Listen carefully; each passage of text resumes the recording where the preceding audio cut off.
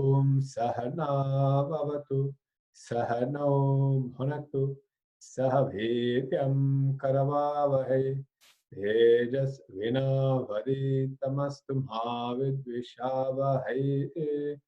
Om Shanti Shanti Shanti.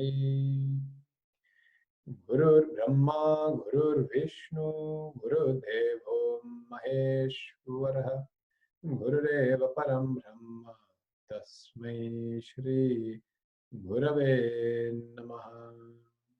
Shruti Smrti Purananam Alayam Karunalayam Namami Bhagavatpadam Shankaram Lokashankaram. Let's chant the first verse together. Rupam Drishyam Lochanam Drika Tadrishyam Dhraktumanasam Drishyadi Vrittaya Sakshi Drugeva Natu Drishyate. Okay. So last week we completed the 5th verse of this Drig-Drishya Viveka, exploring really the question of who am I? And eventually the answer comes down to I am pure consciousness. I am that pure consciousness, na udeti, which does not rise, which means it's not born. Na astam eti, which does not set or die. Navriddhim, does not grow. Yati nakshayam, does not decay. Swayam vivati, shines of its own nature independently. And ata anyani bhasayet, illumines others. It illumines everything else. Sadhanam vina, without any help. So this actually is the answer to the question, who am I? That I am, in essence, pure consciousness, which is unstained, untainted, undecaying, immortal. And even though the body, the mind, and the intellect come and go, this consciousness remains ever present. This consciousness is of the nature of full awareness. So when we say full awareness, then like a light which shines light on everything else and is self-luminous. And whatever that light illumines, it does not contaminate that light. So the light remains uncontaminated by every object it comes in contact with. In the same way, consciousness remains uncontaminated by any experience it goes through. So whether negative experience, positive experience, whether an experience which brings guilt and shame or one that brings positivity and joy, consciousness remains unaffected. And this is a concept we have to be clear, because in many different forms of self-development or spirituality, many people, they use the word consciousness in a different context. And they say that your consciousness evolves. You may have heard this, I've heard this, that consciousness evolves, consciousness grows. Now here, according to Vedanta, consciousness does not grow or evolve. It has always been there and it will always be there. Yeah, it is eternal. It is ever present, and it is not affected in any way by what it comes in contact with. So sometimes when the word consciousness or awareness is used in other contexts from other teachers, then you have to understand, if they're saying consciousness grows, evolves through life, they're actually referring to what we would call the mind and intellect. The mind and intellect is growing. The mind and intellect is evolving. But from the standpoint of Vedanta, consciousness undergoes zero change throughout life. And that's why it doesn't matter how much you accumulate or how much you lose. Consciousness, nothing happens to it. Yeah? And that's why if I recognize I am that consciousness, then in life what happens is you can start living with the attitude that I have nothing to lose and I have nothing to gain. Because from the standpoint of consciousness, you have nothing to lose, nothing to gain. From the standpoint of body, mind, emotional, intellect, rational, then yes, there is gain and there is loss. Yeah, there's emotional losses, there's physical losses, there's intellectual losses of memory, competency, capacity. All those exist, but they exist for the body, mind, and intellect, not for consciousness. It's like if you're driving a car, and now last few days, wonderfully wet. So if you drive your car outside in this wonderful wetness, your car gets dirty, your car gets muddy, your car gets wet. The car gets affected by the external environment. You, the driver, am not affected by any of the conditions of the road or the weather outside. In the same way, consciousness is shining through body, mind, intellect. And body, mind, intellect is a vehicle. And this is the vehicle that is coming in contact with the world of objects, emotions, and thoughts. Yeah, I can bring this up to show this.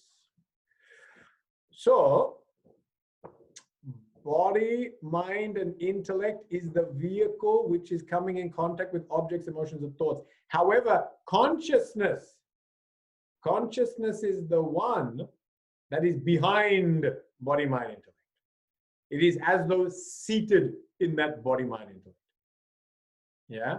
Today, if you were listening to the Kathopanishad with Guruji, there's a wonderful mantra, Asino Dhuram Vrajati, Shayano Yati Sarvataha.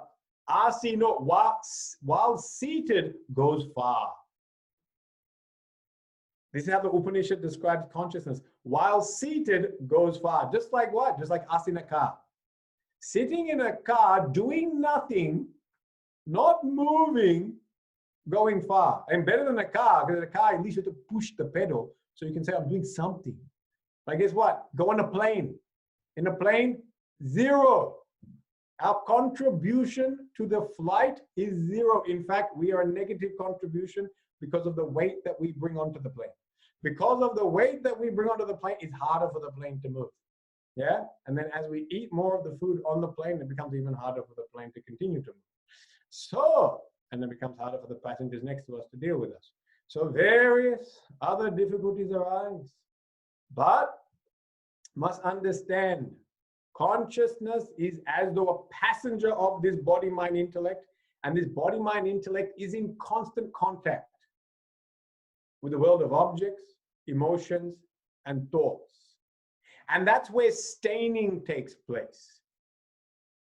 That's where you can get growth, and that's where you get decay. That's where you can have bad experiences. That's where you can have good experiences. All this is at the level of body, mind, intellect, object, emotion, thought. It's not happening at all to the consciousness. The consciousness remains unsullied, untouched. It is pure. It is pure from the start of your birth. It is pure from the end to the end of your birth.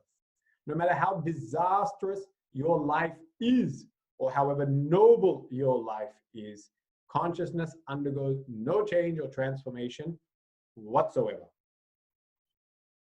If I recognize myself as this consciousness, this is extremely powerful because it can change my entire vision of life. And more important, it changes my entire perception of myself. When I realize that I am unsullied, uncontaminated by my past, then you know what? It becomes easier to look at your past. As we age in life, our past becomes larger. And our past has got a wonderful thing in it, and that is called regrets. So in our past, there is a wonderful treasure house of regrets and mistakes, things I wish I had not done. And that's why sometimes when we look into that past, it becomes very difficult. Yeah, it's very hard because we feel, oh my God, I was so petty. Back in high school, I was so petty that every time I saw my best friend, all I could think about was the $5 that he owed me from last week. And I could never enjoy his friendship because every time I saw him, it was just, is that $5 coming? $5 coming? $5 coming? He went on to become a multi-millionaire, and I really regret not maintaining that friendship because I could have had great influence. Yeah. And not only did he become a multi-millionaire, he still never paid me back the $5. That was the problem. That was the main problem, was that he never paid back the $5. And so I look at my past, and there are times when I have been petty. There are times when I have made disastrous mistakes. There's times when I've done actions which I am not proud of. Every one of us has done that. But now when I view it from the standpoint of consciousness, which is unsullied or untouched, I come to recognize that these experiences, or whether we want to call it trauma, whether you want to call it difficulties, whether you want to call it problems or dark chapters of my life, I can look at them without shame, guilt, and pain. You can be relieved of the pain of looking at those chapters in your life because actually you are untouched and uncontaminated by the actions, thoughts, and words that took place. This is from the standpoint of consciousness, okay? This does not mean you now have a license to create whatever crime you want and say, hey, I'm above the law because from Swamiji's Drig-Drishya Viveka, it sounds like I can do whatever I want and me as consciousness is above the law. You as consciousness are above the law, but your body, mind, and intellect is not. So when they incarcerate you, they won't be incarcerating consciousness. They'll be incarcerating your body, mind, and intellect. Okay, so if you handle it that way, it's perfectly fine. You can do whatever you want. But that is not my advice. But we should understand really from this standpoint, what it means is I am free. I am free of all my past fetters, my past baggage, my past emotional trauma, difficulties, abuse, whatever language people use nowadays, harassment. I am free of them. This very moment you are free of them, even at the time it took place, you are free. So this consciousness is Nitya Mukta, ever free. Nitya Shuddha, ever pure. Nitya Buddha, ever aware, pure light of consciousness. And that's why we get Nitya Shuddha Buddha Mukta Swarupaya Namaha. Now we've all maybe heard that. Ever free, ever pure, and ever brilliant light of consciousness. If this thought becomes ingrained deep into my psyche and subconscious, life becomes one of pure joy. Because when you live with the notion that you have got nothing to lose and nothing to gain, the pressure of gaining is off, and the disappointment of losing is also gone. We live with these things. We live with the pressure to gain. Every day we have to somehow gain something. That's why you find that when we find we're not doing something with our day, we get very angsty, isn't it? I'm sure now we've all got plenty of time and we find that day I didn't do exercise, I didn't read a book, I I fell out of bed at 10:30 in the morning. That day you feel like, oh, the day has already got to me. I haven't achieved so many things. Why? Because there's always a pressure to do something. Consciousness has no pressure to do something. So consciousness does not have a to-do list. Yeah. And nor does consciousness have fear that it needs to gain something, nor does it have disappointment about losing something. So from the standpoint of consciousness, you become free of all fear, anxiety, desperation, guilt. All these things you become liberated from. Because consciousness does not have an agenda.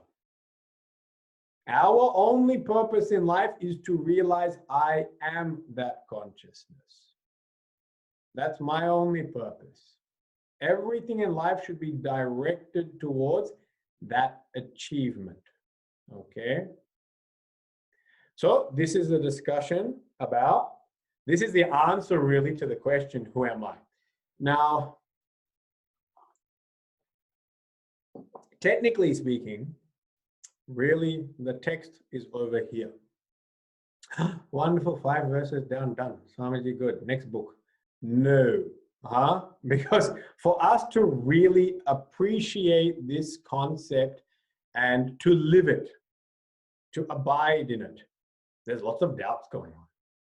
There's lots of doubts floating in our mind as to how exactly does this consciousness work? How is it connected to me? Because at this point in time, I don't feel like consciousness. I feel like a body that needs to get in shape. I feel like a body that's a little bit hungry, might want to eat something. I feel like a mind which gets very bored at times. I feel like an intellect which at times feels very incompetent, especially after listening to more and more about this Drig-Drishya Viveka. I feel all these things. Please connect consciousness to my current situation. How is consciousness connected to where I am right now? And I am now identified and defined by body, mind, intellect. What is their connection? What is the connection between consciousness and body, mind, intellect? That's what the text now explores. Okay, so verse 6. Okay, I'll put this up. Chitchaya veshato buddho. Chitchaya veshato buddho. Bhanam dhistu dvidastita. Bhanam dhistu dvidastita. Ekaham kritiranyaasyat. Ekaham kritiranyaasyat. Anta karana rupini. Anta karana rupini. Okay, what does this say here? The reflection of consciousness that enters into the intellect makes it conscious. The thoughts in the intellect are of 2 kinds. One is the ego thought, and the other is of the nature of the inner instrument. Okay, wonderfully confusing and technical mantra here. Okay, so you heard that, and said that clarified nothing, Swamiji. Thank you very much. Can we move to the next mantra? No, let us explain. That's my job. Otherwise, I have no job here. If the book explained everything, I become redundant. Therefore, the book doesn't explain everything. Good, I have something to do. Now, it says here, how is it that we experience? What is the union between consciousness and body, mind, intellect? So first of all, we have to understand, in this thing called body, mind, and intellect, we have to divide these 3, have to be divided into now 2, okay? The body, we're gonna call one thing. And the mind and intellect, we're gonna classify as something else, okay? So the body here, we're gonna call gross body, okay? This is a technical word in Sanskrit called stula sharira, but gross body. These two, mind and intellect, my emotions and my thoughts, this is called subtle body. It is called Sukshma Sharira. So we have here subtle body, gross body, and then the third one is called causal body. C-A-U-S-A-L. Because sometimes when we read this in books, people say it's the casual body. It's C-A-S, and it's a very casual body, and it gets to wear jeans and tracksuit pants and hang out, and just eat. It's not a casual body; it's a causal body. Okay, this often happens in our youth classes when people have to read the text. They say, and the third body is the casual body. The casual body is the source of all our vasanas and tendencies. Wow, wonderful casual body. I love how it's so casual. Causal, subtle, gross. Okay. Now what it says here, Chitchaya aveshato buddho. Buddho in the intellect. There is a reflection. Chitchaya. Chit means consciousness. Chaya means shadow. Here it means reflection.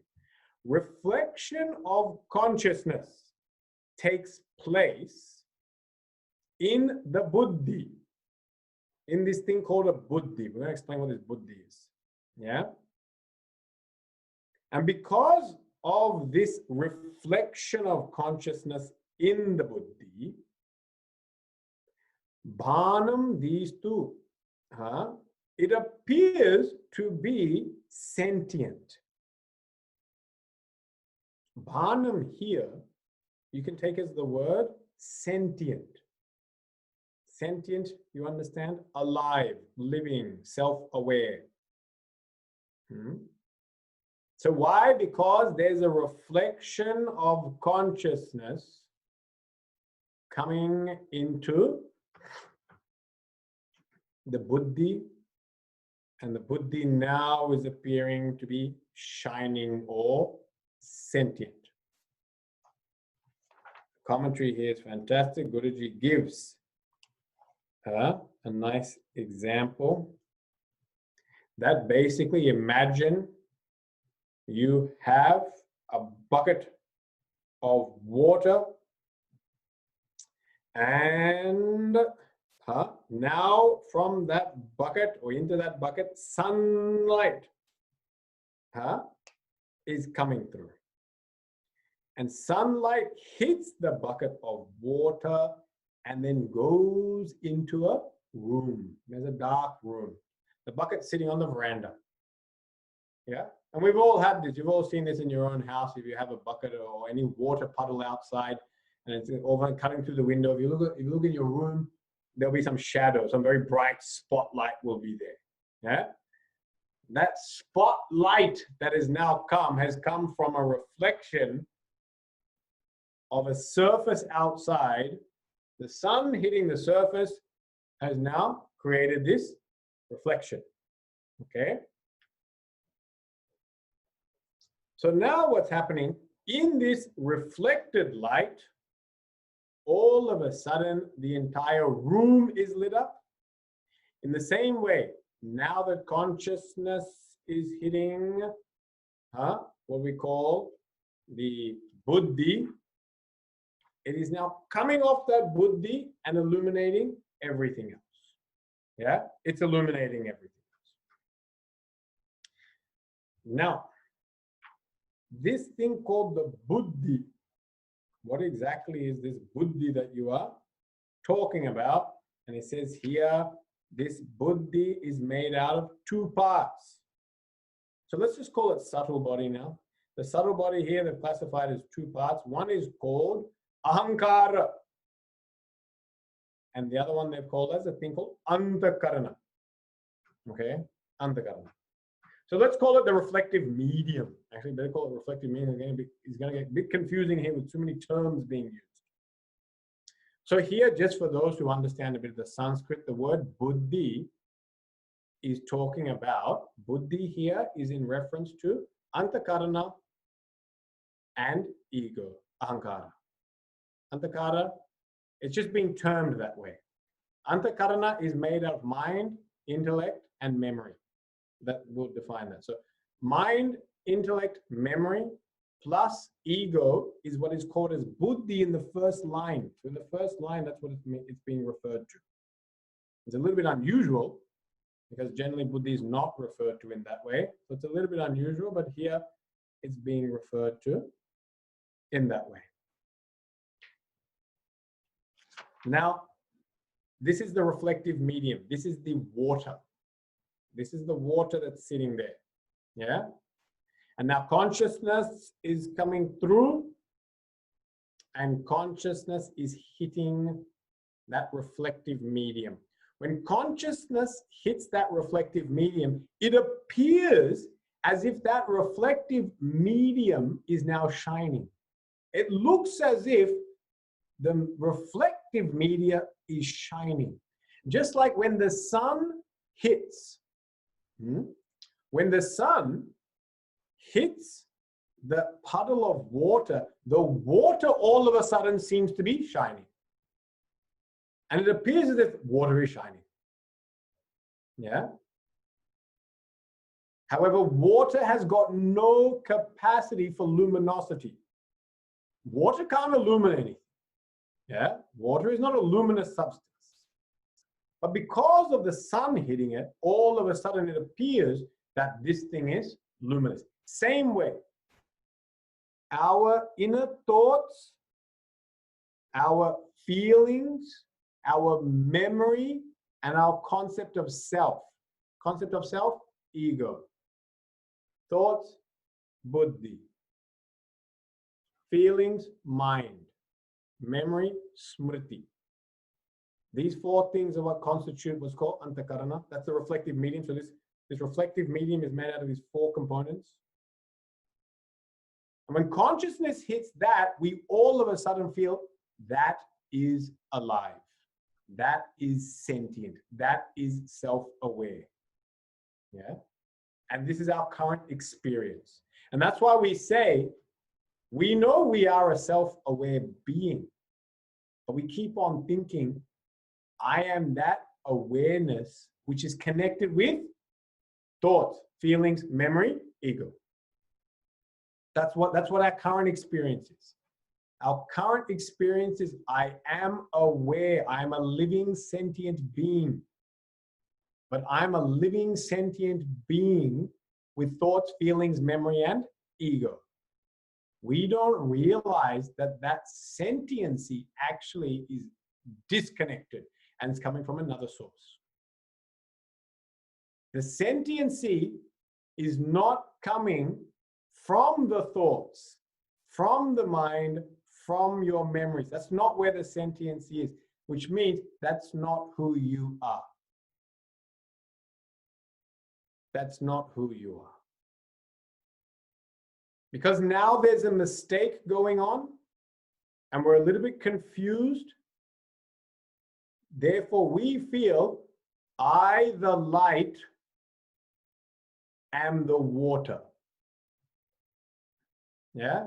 From our analogy, I, the light, am actually the water. Why? Because the water is appearing to be luminous. Now, when I say that I, the light, am the water, there's a problem. What's the problem? The water has got different qualities. The water can be still. The water can be trembling. The water can be clean, and the water can be dirty. So when I say I am the water, what does it mean? At times I'm calm. At times I'm agitated. At times I'm clean. And at times I'm dirty. And that's what affects us in life. We look at our mind, intellect, memory, and ego. And when we say I am those, then all of a sudden their qualities get superimposed onto me. and I own up all their qualities. And my mind, oh, yo, my mind is changing every minute.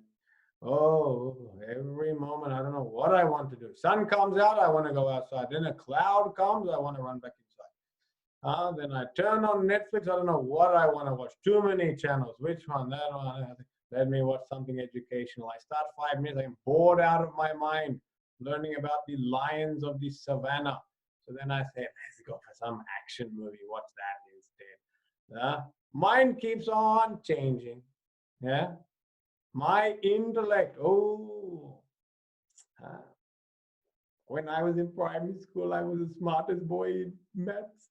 I was so proud because I was so smart in maths. And then I went to high school and I was a dunce. Everyone else there was much smarter because they brought in the real guns. There were actually smart people there. I went to a primary school with 30 people. That's why I was the smartest one. Yeah. So now when I go to the big school, and then in school I worked all my way up to become the smartest in the high school. And then yes, I was the smartest in my high school, which no one ever heard of, the school. And then I went to university, and again, university, no one knew who I am, and I meant nothing. So all of a sudden, I went from competent to incompetent. Yeah, and I felt the pinch. I'm not the smartest one here anymore, and it hurt. Oh, wounded me. And I was so insecure. I'm not the smartest person here anymore. So that hurt me. That's the dharma or quality of the intellect. The quality of the intellect is to be sharp, intelligent, yeah, analytical, decisive. That's not the quality of consciousness. It's the quality of the intellect. Yeah. So when I say I am my intellect, then all of a sudden those qualities, I would define myself by them. Ooh, can be painful. Memories. Oi, oi. Well, look at memories. Some pleasant, many unpleasant. Actually, we have more pleasant memories than unpleasant memories. The problem is the unpleasant ones seem to dominate our awareness. We always remember the bad things that happen. People often forget the good, isn't it? It's just the way our memory works.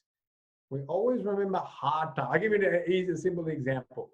When you go to India, when we go to India and we drive on a road in India, we all come back saying, oh, the roads in India are terrible.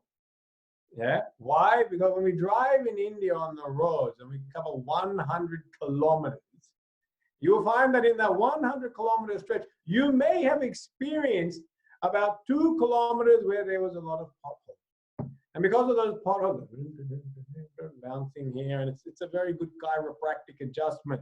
You don't need to see a chiropractor. It's instant rehabilitation for your back while you're traveling to your destination. So it's really mobile chiropractor.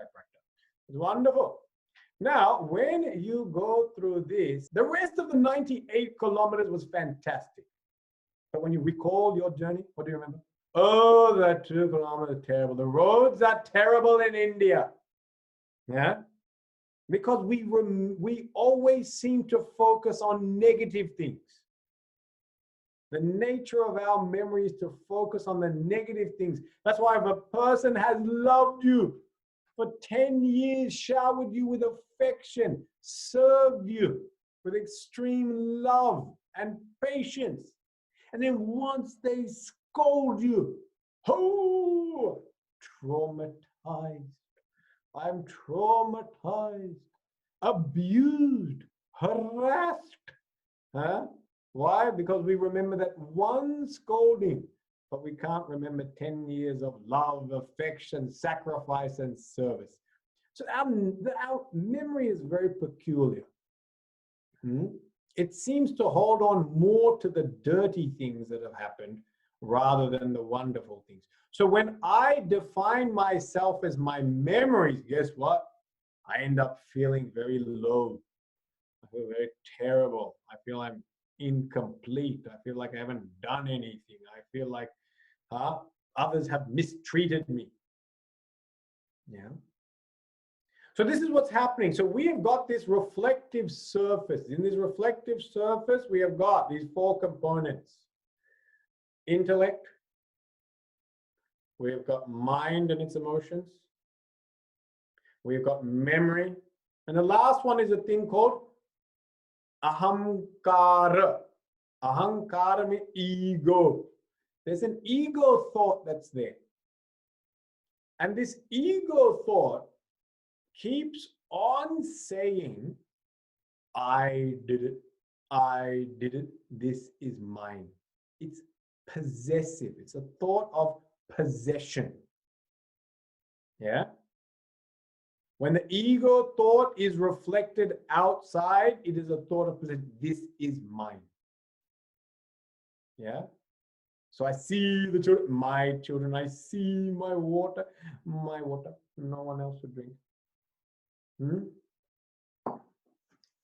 your house, maybe you have my chair. Why are you sitting on my chair? That's my spot.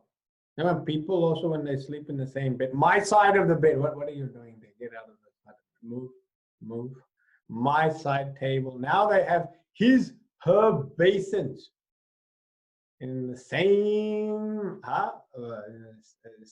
ensuite. His, her basin. That's my basin. Why did you spit into my basin? How come you took water from my tap? Oh, water is coming from the same place, but even my water you have taken. Please, I think you should empty your cup and take water from your tap, because you take it from my tap. So this notion of minus is coming from this ego thought.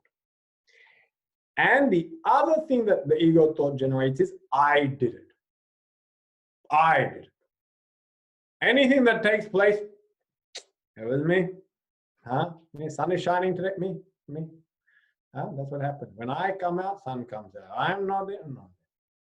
Some people say that when you travel, when I travel sometimes to Perth or different places, they say, and it starts raining in Perth, they say, Swamiji, you have brought the Melbourne weather with you.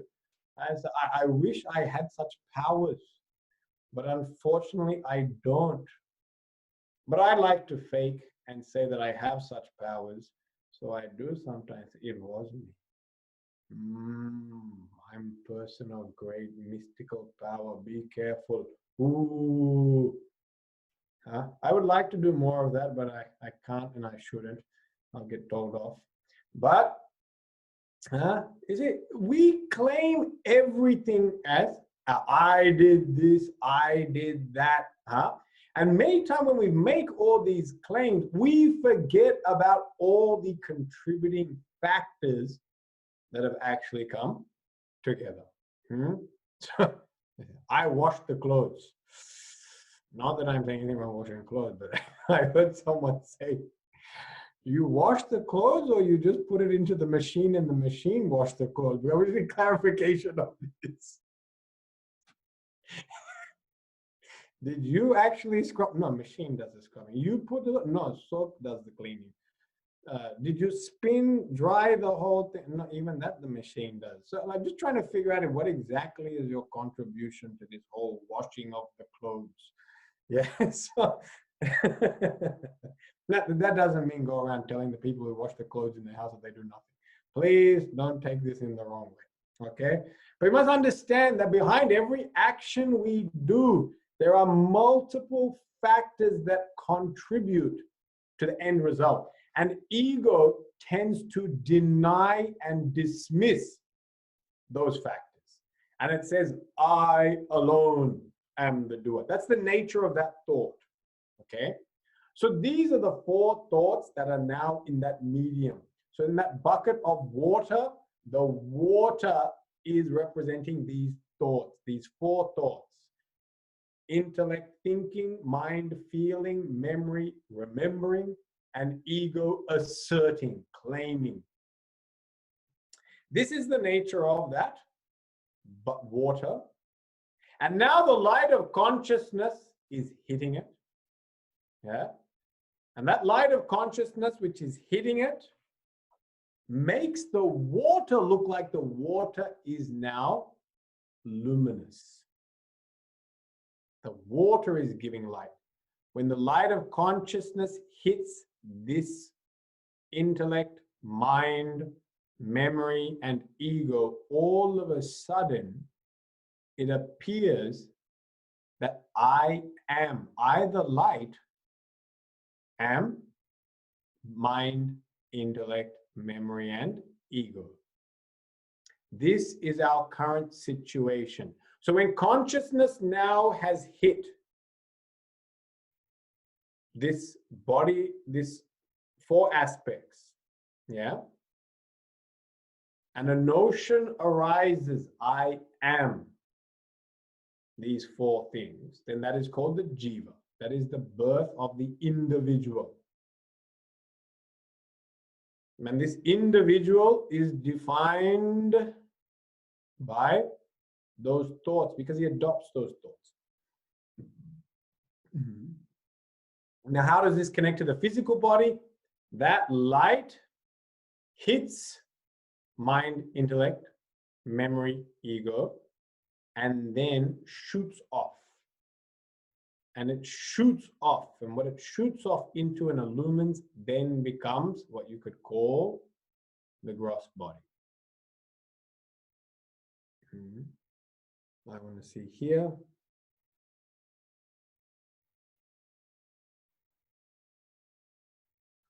Guruji hasn't given it, but another way to look at it is actually the gross body can be called the bucket. The bucket in which this water is contained, you can call that as the gross body. And then that light is shooting out and illuminating other things. It's illuminating the room. That means from this light of consciousness hitting mind, intellect, memory, ego, it goes out into the world. And all of a sudden it illumines the world outside. It says, wow, I see, I feel, I taste, I touch, I smell. And all of a sudden the world around you is visible. You are aware of all of it. That's because the reflection of consciousness taking place in the medium, reflective medium, mind, intellect, memory, and ego, in the bucket, which is the body, the physical structure. And now through that, consciousness is now contacting all the objects. So consciousness does not directly contact the object. Consciousness hits what is called the subtle body, this mind, intellect, ego, memory. And it's a reflected consciousness which is contacting the world. It's not direct consciousness, it's reflected consciousness. Just as reflected light is coming into the room, not direct light. Okay? So that is how this is taking place. Now, the next verse is again just helping to elaborate this idea. So let us read the next verse as well. Chhayahamkarayor aikyam. Chhayahamkarayor aikyam. Taptaya pindavat matam. Taptaya pindavat matam. Tadahankaratadhatmyat. Tadahankaratadhatmyat. Dehaschetanatam aghat. Deha Chetanatam Aghat. Okay. I'm just reading that English. I'm going to read the English from my book here. It is considered by the wise that the identity of the reflection of consciousness and the ego is like that of a red hot iron ball. That identified ego, in turn, enlivens the body. Okay, so this is kind of just connecting. It's really just saying what we had previously said. Chaya. Chaya means the reflection of consciousness. Plus ahankara. So of the four that were given, buddhi, mind, memory, it's ahankara that is the one. It is ahankara and this reflection of consciousness, aikyam, become one. Aikyam means one. Yeah. So the oneness is not a problem with mind, intellect, or memory. The oneness with the ego. This is what's happening here. And they're given an example. Taptaya pindavat. Taptaya means that we're hot. Red hot. That means burning. So it means the heat. The heat plus pindavat, the iron ball. Red hot iron ball. So this is obviously, if maybe we haven't seen directly, but we would have seen on TV or something like that, where they heat up metal. When you heat up metal, the metal comes out glowing red. Yeah? The metal is glowing red and it's extremely hot. Yeah? That's what's referred to as taptaya pindavat. Tadahankara tadatmyam. Because of this identification, tadatmyam means identification. Tad ahankara, with the ego. Because of now consciousness, the reflection of consciousness is now connected with the ego, and they become one, just like what? The red hot iron ball. All of a sudden, dehaha, the body. Chetanatam aga, the body appears to be alive. Chetanatam means sentient. The body appears to be alive. Oh, okay. Yeah. So,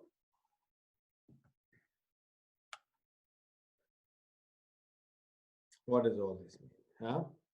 So here, what we've got a few components going. Yeah. The main component to understand is reflection of consciousness, ego, yeah, and then that all of a sudden is then pushed onto the body. Okay. So now let us use this example they've given. They've given you the example of the red hot iron. So this red hot iron, actually it's made out of two components. The component is heat, fire, and the second component is this inert, cold iron. So the iron is cold, the iron is inert, the iron has got no luminosity. Yeah, it doesn't shine. It's black. Yeah. And this iron and heat have been put together. So iron has been heated up. So when you heat this iron up over time, what happens is the heat from the fire goes into the iron. Yeah. And all of a sudden that iron now appears to be red. It appears to be glowing, luminous, and it becomes extremely hot. Yeah. Now, when we look at it, what's the nature of iron? Iron is not luminous. Iron is black, and iron is cold. So iron has got these three characteristics. But now, in connection, identification with the fire, it has taken some of the qualities of the fire. So it has taken some of the qualities of the fire, and now it takes on the heat. It takes on the luminosity. Yeah? It takes on the redness from the fire. And what happens to the fire? The fire, which doesn't have a shape, fire doesn't have a shape, all of a sudden appears now as if fire has got a shape, and the shape is that of the iron rod. So it appears, now this is appearance, it appears that fire has now got shape, and it appears that iron has now become luminous and hot. Yeah? What's actually happened is in this connection of these two, they have both apparently transferred their qualities onto each other. Yeah?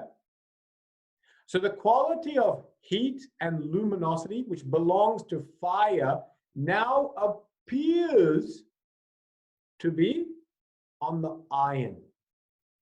When you look at the iron, you're like, whoa, it looks hot and it looks luminous. But actually, that doesn't belong to the iron. It belongs to the fire. The fire, which has got no shape, now all of a sudden appears to be having a shape of the rod of iron. So now fire has gone from shapeless to appearing to have shape. And iron, which is not luminous, now appears to be glowing. That's the example. In the same way, reflection of consciousness is now hitting ahankara. Yeah? Ahankara thought. It's a thought. And this ahankara thought is like that iron. It's actually inert. It does have a shape. Yeah? And it's not luminous. It's not self-aware. Reflection of consciousness is self-aware and has got no shape. And the reflection of consciousness now combines with this ego thought. And now all of a sudden you get a mixture. You get an ego thought that now appears to be alive. The ego has now appears to be sentient. And consciousness, which is infinite, appears now to be finite. Consciousness has taken on the shape of the ego thought. But otherwise, consciousness, just like fire, doesn't have shape. It doesn't have shape. But when it comes in contact with ego thought, it appears to have shape. Just like when fire comes in contact with iron, it appears to be like a rod or whatever shape that iron is. So what does all this mean? Is it talking about the birth of the ego? We're trying to dissect exactly why is it that even though I am infinite consciousness, why have I taken myself to be this body? This is the reason. This is the fundamental cause. Me as consciousness have identified with this thing called ego thought, ahankara. Yeah? And this ego thought is the one that says, I do everything and all these things belong to me. And this ego thought can have many different qualities. Fire doesn't have any qualities apart from heat and light. The iron can have a variety of qualities. It can be pure iron, it can be iron alloy, it can be shaped in different ways. It could be rusted iron. It could be newly made iron. It has so many different qualities that are connected to the iron. They're not connected to the fire. In the same way, pure consciousness has got no qualities. But the ego has got an abundance of qualities. And the ego can be low self-esteem. The ego can be high self-esteem. The ego can be, I am a loser. I am a winner. I am a victim. All this is the texture and quality of the ego. So if I understand what's happened, this union, you will understand your current experience of life. Because in my current experience of life, I am driven because of one of these thoughts that are there. I'm driven and defined currently by the texture of my ego. I currently define myself by the texture of my ego. So if my ego says I own a lot of things, I then feel like I have a lot of things. I'm a great big person because I got so many wonderful, magnificent possessions. It's belonging to the ego thought. Yeah. If I've got a low self-esteem ego, then I'll think I am useless. I am hopeless. I am incompetent. I can't do this. Belongs to the ego. Consciousness connects with it, and consciousness starts thinking, I am like that. It takes on those qualities. And consciousness just says, I am. But now you add it to all these factors and you get, I am.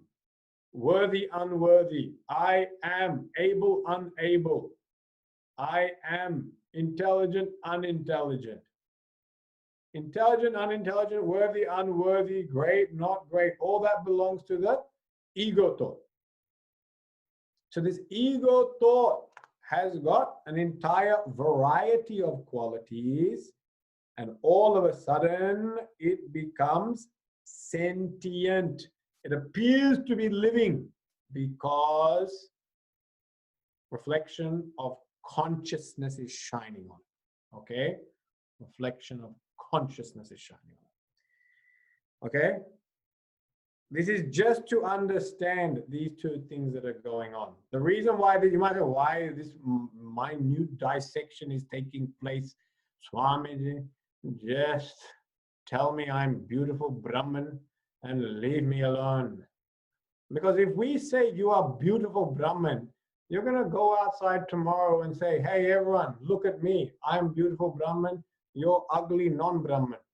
And so this is the problem, that when it comes to understanding my infinitude as consciousness, we have to make sure at no level there is identification. Previously, I said, consciousness is ever free, ever pure.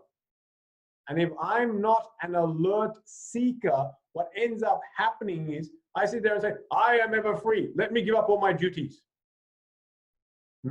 Duties are not connected to consciousness. Duties are connected to your body, mind, intellect. So even a person who realizes that they are the pure consciousness, they still will continue to do work in this world. They don't abandon work. It's still there. They don't walk around saying, I am self-luminous consciousness. Look at me and bask in my glory. And what's wrong with all you people? Why are you not self-luminous consciousness? Ayyo, get your act together. But this is what happens. Some people, when they hear assertions from the Shastras, you are free, you are pure, you are infinite. They walk around telling all their family members, I am free, I am pure. And you people are all bound. No, that's incorrect.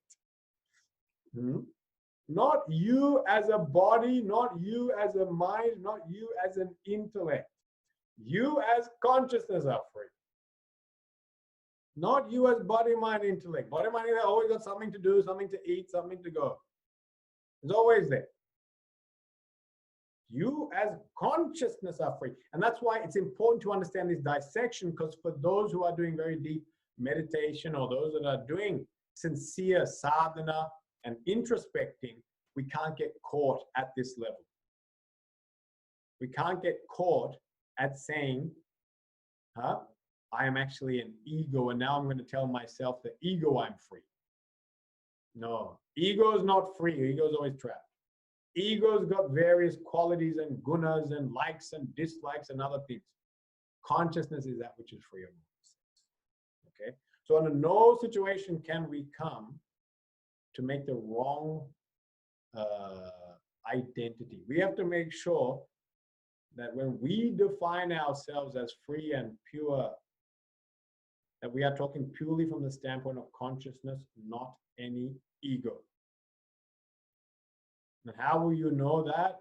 One of the things that you have absolutely no judgment upon another individual in life, because you will feel one with all, because consciousness is all pervasive. The fire has got no shape, but it now has taken the shape of an iron rod.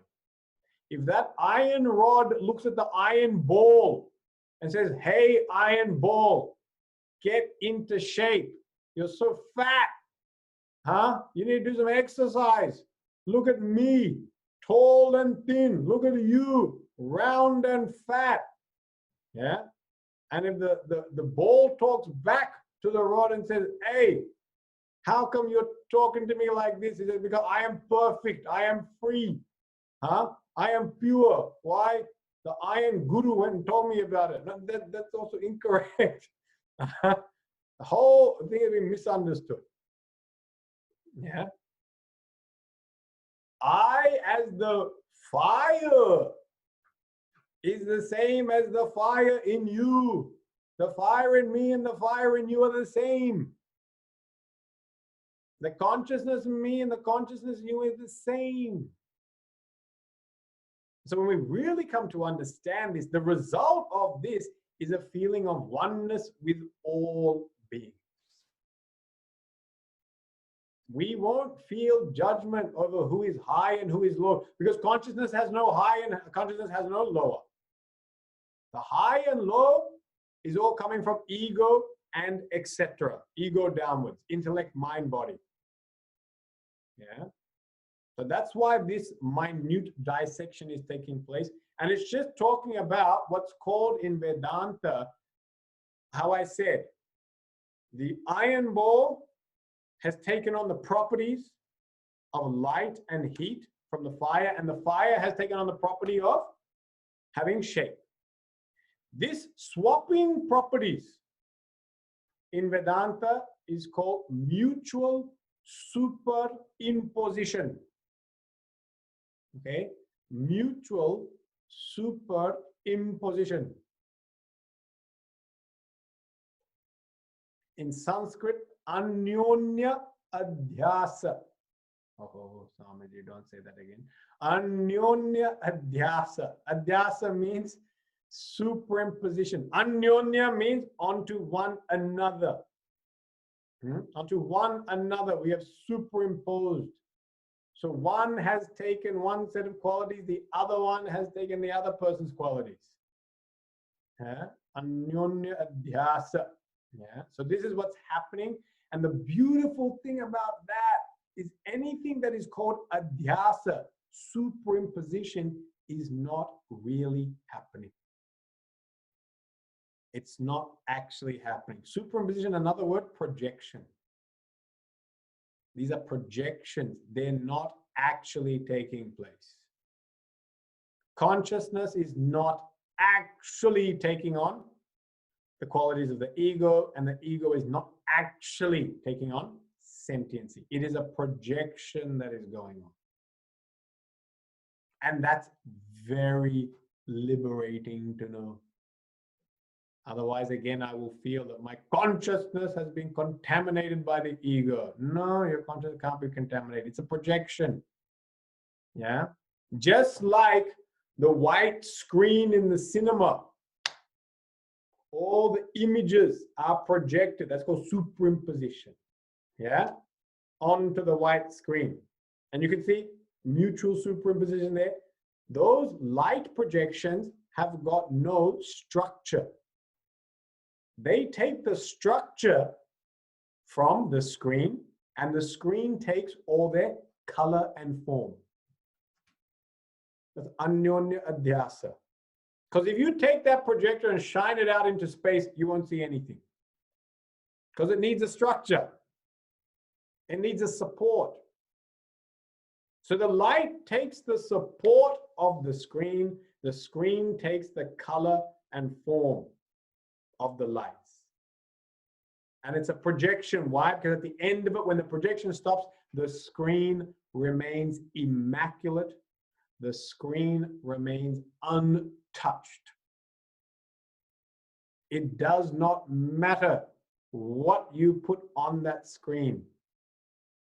It remains absolutely pure and unscathed. In the same way, you as pure consciousness are now onto me as pure consciousness. These ideas have become superimposed that I'm an ego, and I'm an ego with so many issues, ego issues I have. And because of my issues, I need some tissues, all these problems I have in life. So, no, you as consciousness don't have any issues, but this ego has got its own issues, and it's all a superimposition. It's not really there. Yeah. So that's why there's so much beauty in this type of analysis. Okay. Now I'm going to close the topic here, but one thing, just for those who are a bit more studious, diligent, and familiar, I'll just clarify one point out of these two mantras. The word chit-chaya has been used, which means reflection of consciousness. Okay. Now, the word reflection of consciousness has been used, and not consciousness. They've not used the word consciousness. They've used reflection of consciousness comes in contact with this body, mind, intellect. Okay. This has been used because pure consciousness as such doesn't come in contact with anything, because there's nothing other than pure consciousness. Okay. So the word chit-chaya, this is just a technical word. Those who don't understand this, doesn't matter. Those that are new to it, it just does not matter at all. It is purely for those students that are familiar with this, and you might be reading it and saying, why has it used the word chit-chaya, which means reflection of consciousness? This is one of the unique languages that Drig-Drishya Viveka uses. In Drig-Drishya Viveka, you find there's a bit more technical language, okay? So they don't use the word pure consciousness, because pure consciousness is anantam, satyam jnanam anantam. It is endless and infinite. If something is infinite, there's nothing else to reflect into. There's no other medium. You get it? That which is infinite actually has no other medium, because it's one alone. Where's the medium for it to reflect into? Okay? Therefore, the term that is used here is chit-chaya. It's a reflection of that, which means it's a conditioned version of that. And that is now hitting this ego. Okay? It's a technical point. If you didn't understand it, it doesn't matter. It's just to clarify the language that is used in the text. Okay? I'm trying to keep it a little bit simple so it doesn't get too complicated.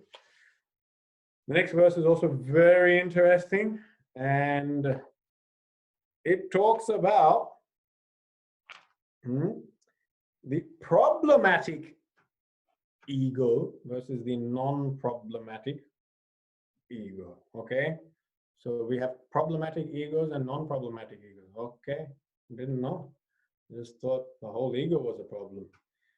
No, that could just be your ego is a problem, but there's some non-problematic egos that are also out there. Some nice egos. There's some nice egos. Okay, we can come to see who the nice egos are. That we will see next week. Okay, we'll close the class and there's an announcement.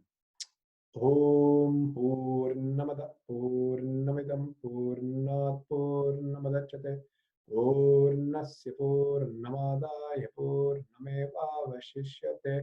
Om Shanti Shanti Shanti. Hari Om Shri Gurubhyo Namaha.